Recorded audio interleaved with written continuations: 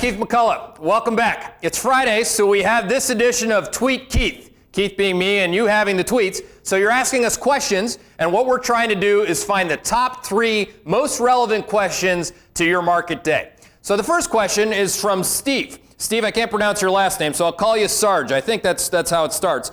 Talk about how you use your Contra stream to gauge sentiment. I feel it's an invaluable real-time indicator. Well, I absolutely agree, Steve. And the bottom line is this. In terms of style, how I roll is from a behavioral perspective and from a math or chaos theory perspective. These are the 2 big things that I really care about. So I'm trying to find the opposite of that. I'm trying to find emotion. I'm trying to find these czars or pundits who can have their crystal balls and gnomes and everything out there. I want it all. I want it all on a Contra stream. And if I can find that and I can see them all act at the same time, it's a very special moment for us because we can do the opposite of what they're doing in that emotional time, which is critical. Second question from Mark Brewster. Now, this is a big question. Hey, Keith, if you were the pilot, how would you land the plane? And I assume, Mark, you're asking this because yesterday we talked a lot about the plane. Like Janet Yellen won't be able to land the plane. Any other way to put this would be a mistake other than to show you one of my favorite movies. Here's a clip from Airplane. Down. Sound your alarm bell now. All right, now everybody, get in crash position.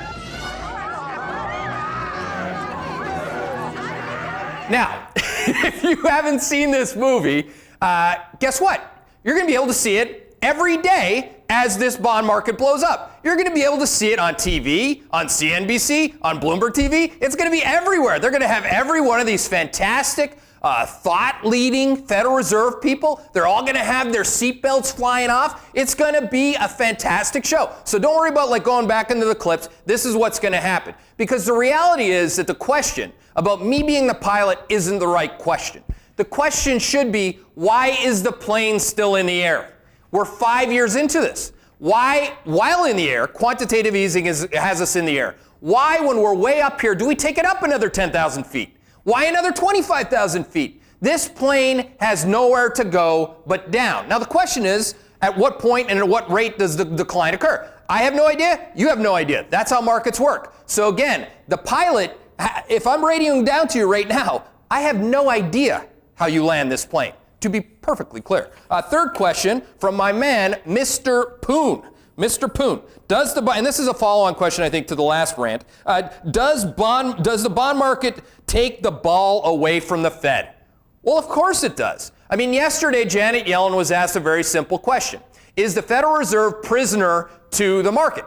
And she said no, of course, because she absolutely is. And of course the Fed is hostage to the market. In June, when they lost control of the bond market and PIMCO and everybody else had their big performance issues, what did they have to do? They had to react to the market. So they are absolutely hostage to the market. And moreover, when this really starts to take off, being bond yields going this way and bonds going down the way, you're going to realize what markets have always been. Markets are nonlinear. Markets are dynamic. Markets are susceptible to surprising the most amount of people at the most inopportune time. So when the Fed loses control of this, folks, it's over. And there's no simple or better way to put that. And that's a really unfortunate thing.